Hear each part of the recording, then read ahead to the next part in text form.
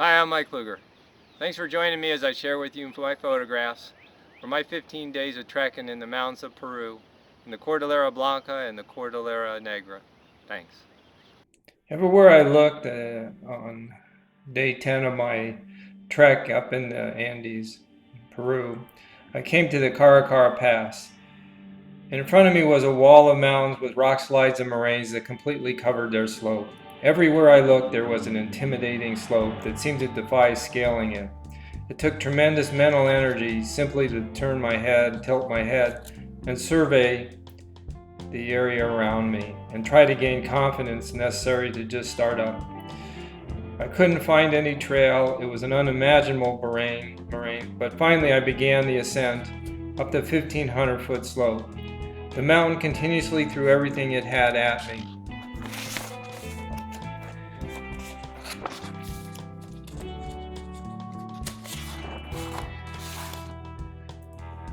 The trail was covered with loose rock, and it was with great difficulty that I was able to propel myself forward.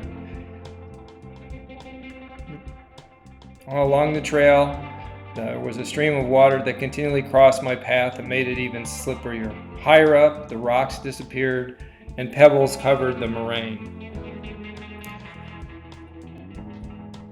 To make matters even worse, the mountain increased its slope to 40, 50, and then 60 degrees. Finally, it was a 65-degree slope. If the first two-thirds of the way up were absolutely thigh-busting, the final third was absolutely done exclusively on my calves. So steep was the angle that I was stretched over my poles like a skier.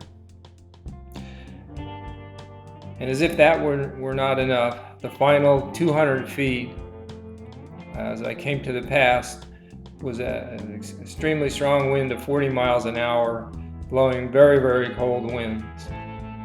But then, the last 15 foot to the top of the 16,000-foot pass, I looked up and lo and behold, I saw Alpamayo, the most amazing, beautiful, snow-covered mountain in the world.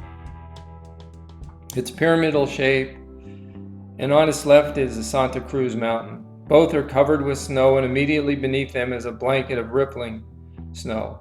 On the left is a 2,000-foot light brown moraine of sloping sand.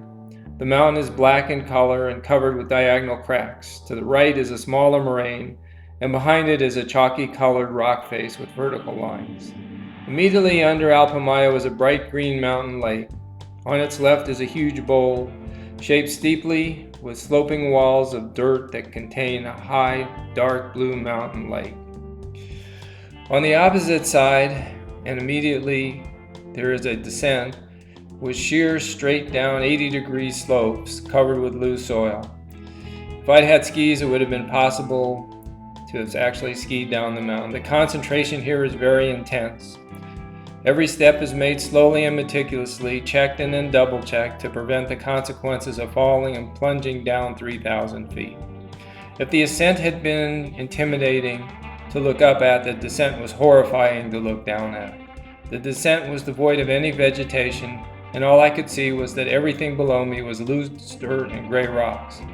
It can be described simply as a truly angry and hostile place, a place whose stark beauty left a feeling inside me of utter helplessness. I descended up the first of two Alpamayo's lakes. In front of me, rocks created an immense, beautiful chevron pattern. Around the rocks appeared to have been grooves that had been clawed by an angry animal.